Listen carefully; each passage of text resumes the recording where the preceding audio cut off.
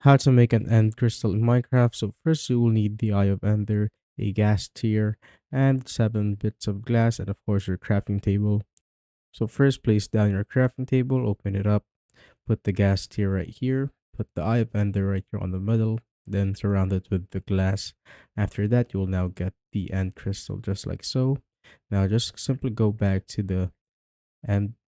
So we are now here, and if you want to resummon the dragon, you simply need to place the crystal just like so on these sides.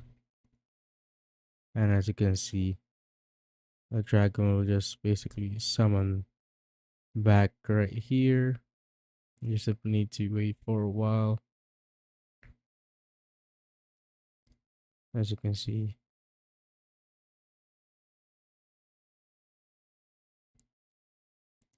just like that. And boom. And the dragon has been summoned again. And that's how you basically make the end crystal in Minecraft.